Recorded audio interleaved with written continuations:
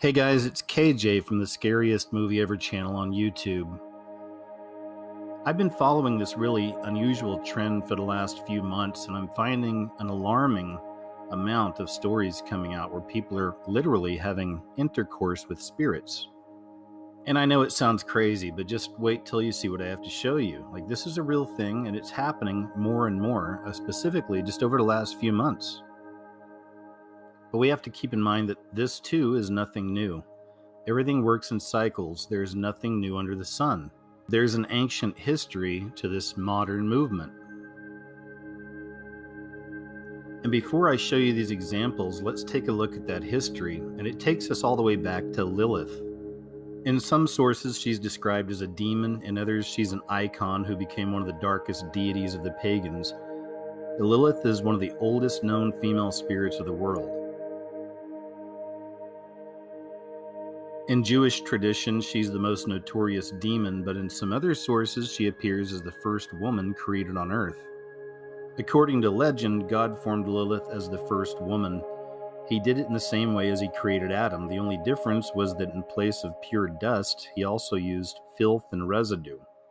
Traditionally, Lilith means the night, and she is related to attributes connected with the spiritual aspects of sensuality and freedom, but also terror. In the Babylonian Talmud, Lilith was described as a dark spirit with an uncontrollable and dangerous sexuality.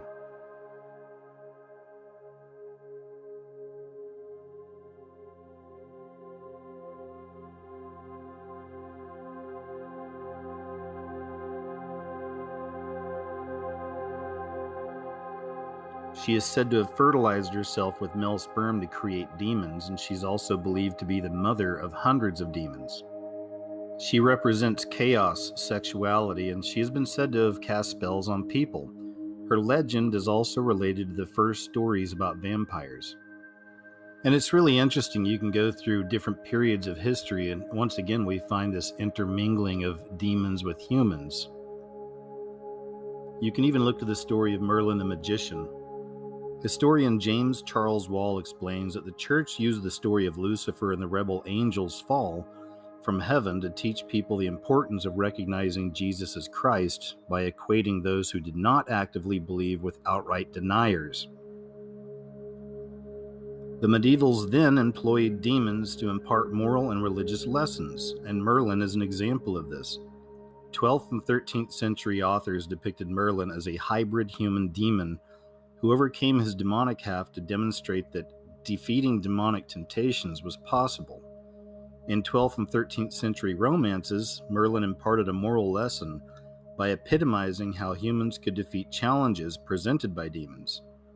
Though this was not Merlin's sole purpose in any work, his portrayal as a human-demon hybrid physically and characteristically carries these undertones.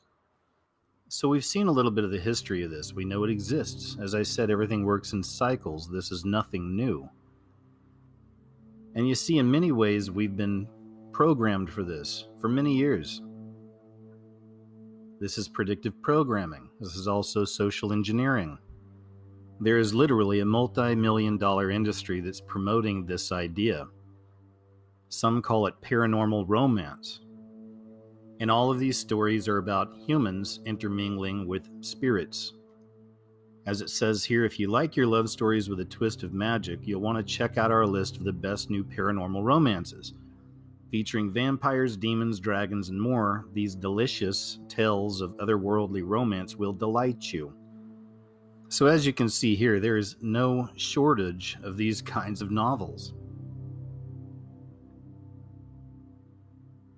And in fact, I see this as a form of mind control. And this goes far beyond the books. I mean, just think of all the movies and TV shows you've seen out there that have human beings intermingling with supernatural entities.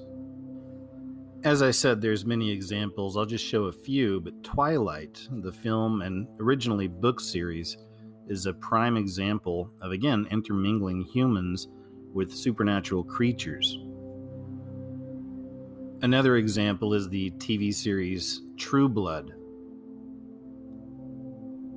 Once again promoting this idea of supernatural beings intermingling with human beings, having relations with human beings.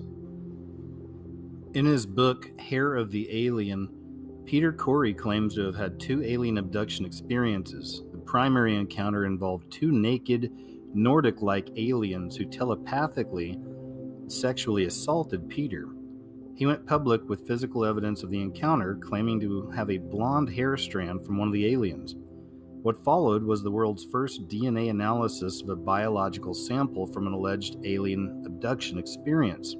In what is probably China's best-known alien abduction report, farmer Meng Zhagao claims that in 2010 he was visited by a 9-foot-tall humanoid alien with 12 fingers and braided leg hair.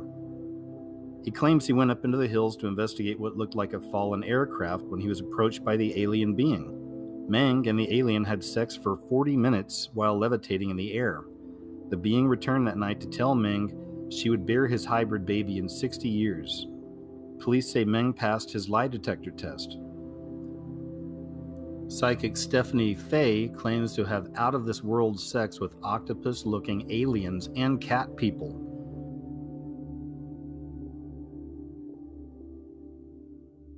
Interestingly, or perhaps disturbingly is the right word, the cat imagery appears in another alien abduction story. Just this year, UK Labour councillor Simon Parkes claimed he had regular intercourse with an alien he referred to as the Cat Queen.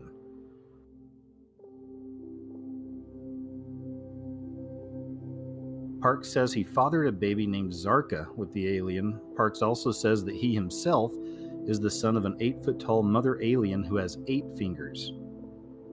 And here's a recent story. Women in the UK are ditching their male lovers in favor of ghosts. In the past few days, not 1 but 2 women have come out to share their experiences of paranormal passion. A woman claims she had, quote, amazing sex with the ghost of a 19th century man, while another says she left her fiancé for a string of ectoplasmic encounters. Amethyst Realm, a 27-year-old spiritual guidance counselor from Bristol, said she will never go back to men because spirits leave her more satisfied.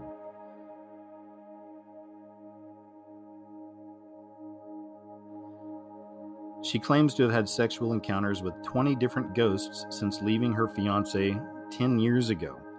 She now hopes to find a ghostly lover to settle down with. During a bizarre appearance on ITV's This Morning, Amethyst described what it was like to have sex with a ghost and how she would entice paranormal beings into her home by wearing lingerie. She says it started off as an energy.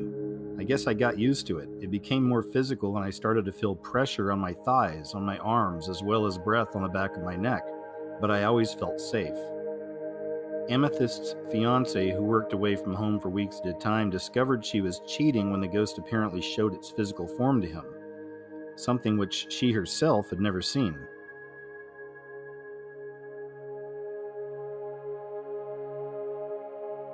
She says, I have got no interest in men now. I have done a bit of research into phantom pregnancies, and there are possibilities where you could have the ghost of a child within you, but people don't know how to carry it on to full term. Meanwhile, a woman in a remote Welsh cottage claims she had, quote, amazing sex with a ghost. Cyan Jameson, 26, says she had sex with a handsome man she had spotted in a historic painting. She had moved into a fully furnished 16th century house after breaking up with her boyfriend of 3 years. She says, everywhere I went reminded me of my ex. I needed a fresh start.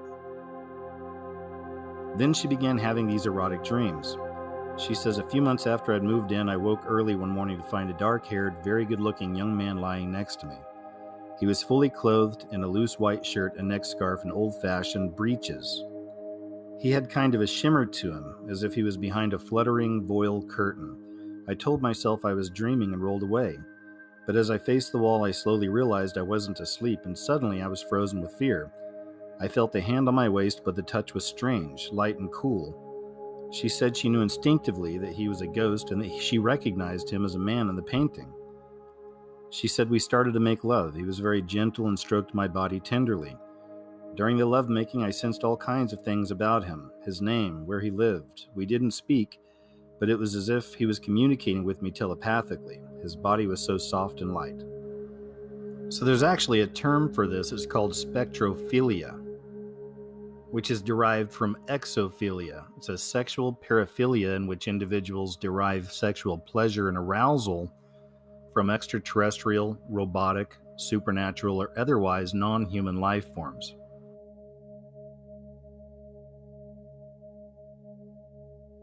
It's an interesting paragraph there on the bottom. It says, one website featuring a short synopsis on spectrophilia claims that those afflicted with the condition will leave their windows open, so hopefully a ghost just might be floating on by, and suddenly get in the mood to ravage them. For those seeking sexual union with a ghost, however, the only solution is to seek out haunted mansions and hope for the best, or to try to coerce the ghost into experiencing the pleasures of the flesh again. No matter how you break that down, man, people are playing a very dangerous game here. And as I'd mentioned, you can find tons of stories on this subject. Once again, fed up with mortal men, women are having sex with ghosts. And here's yet another headline, crazy but true, having sex with a ghost is a real thing. To me, it's incredibly freaky how much the mainstream pushes this idea, literally opening yourself up to, quote, spirits. But we know if we go back in time and look at the ancient beginnings of this, we're dealing with succubus and incubus. So of course celebrities, quote-unquote celebrities, are going to be involved in this kind of stuff. This is all about idol worship. These are the new idols. To many people, these celebrities are gods. And this beast system understands this.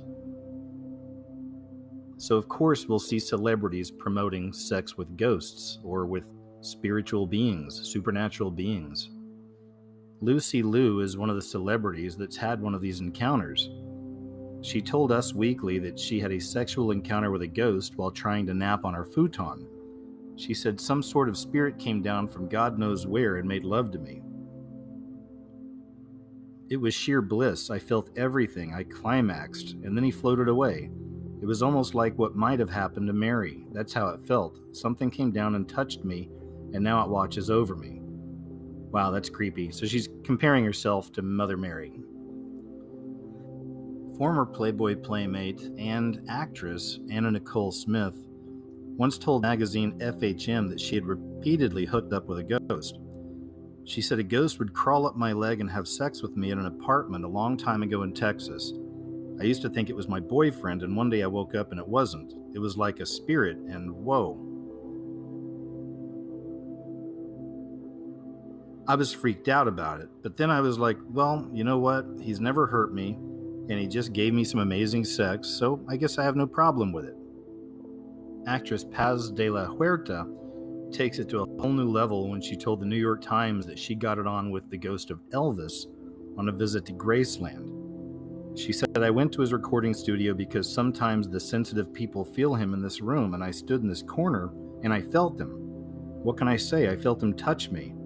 So no surprise here, one of the biggest Illuminati tools that the industry has, or had, it seems like she's not around quite as much anymore, but that's Kesha.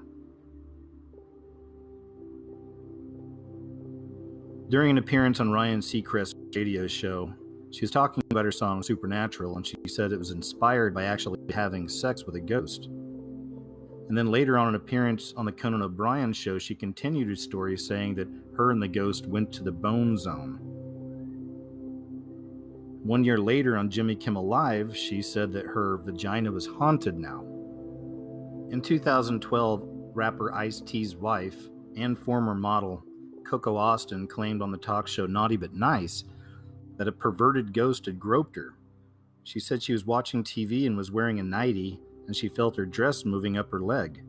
She looked down and got freaked out. She said, I pushed it down, I watched TV, and I felt it again, and I could see it being pulled up. And then I felt a guy breathing in my ear. Actress Natasha Blasek was in the film Paranormal Activity 2. And she claimed that after filming, she had 2 separate sexual encounters with a ghost. She said, at first I was very confused, then I decided to relax, and it was actually really pleasurable. I really enjoyed it, she noted. So these are all very real examples of people opening themselves up to these spiritual entities, these supernatural entities, to actually have intercourse with them. And again, this can be traced back to Lilith And not just Lilith, this can actually be traced back to the fallen angels as well, trying to intermingle or breed with humanity.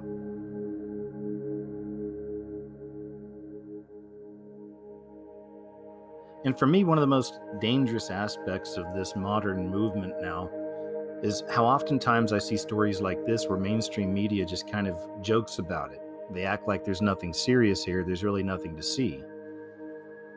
And speaking of which, this right here was one of the most ridiculous and I think dangerous stories I've seen on this subject, and it comes from BuzzFeed. No surprise there.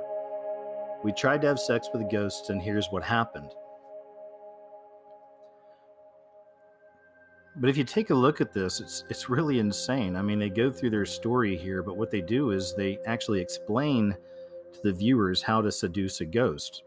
They give guidelines, they give steps, and they even try to explain how to summon a ghost to your room.